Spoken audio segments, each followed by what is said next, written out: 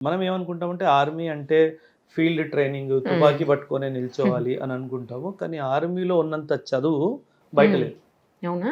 చాలా చదువు ఉంది మ్యామ్. బికాస్ ఆ వెపన్ సిస్టమ్స్ అన్నీ చదవడం, దాని వెనక సైన్స్ గురించి చదవడము, ఇవన్నీ విషయాలు చాలా డీప్‌గా స్టడీ అవుతుంది. సో, మనం అనుకోవడం జనరల్లీ ఒక సామాన్యుడి ఆలోచన ఏంటంటే సైనికుడు అంటే తుపాకీ పట్టుకొని నిల్చోవాలి. అవును. కానీ అది కాదు. That is very wrong perception. హ్మ్. హ్మ్. ఆర్మీలో ఉన్నంత ఎడ్యుకేషన్ బయట లేదు. గ్రేట్ అసలు. చాలా చదువు ఉంది మ్యామ్. మొత్తం ఆర్మీ డిసిప్లిన్ గురించి కానీ, ఆర్మీ హిస్టరీ గురించి కానీ, మన వెపన్స్ గురించి కానీ, ఫీల్డ్ క్రాఫ్ట్ గురించి కానీ, కెమోఫ్లాజ్ గురించి కానీ చాలా లెసన్ లైఫ్ లాంగ్ ఉంటుంది. ఎప్పటికీ అది నెవర్ ఎండింగ్.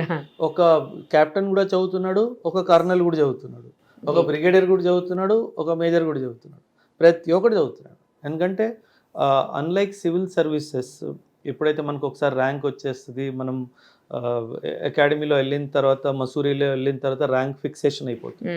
ఆర్మీలో అలా కాదు. మీ పర్ఫార్మెన్స్ ఎవ్రీ ఇయర్ గేజ్ అవుతానే ఉంటుంది. దాన్ని బట్టి మీ పోస్టింగ్స్ అన్ని డిటర్మైన్ అవుతాయి. ఓకే. సో అలా ఆర్మీ.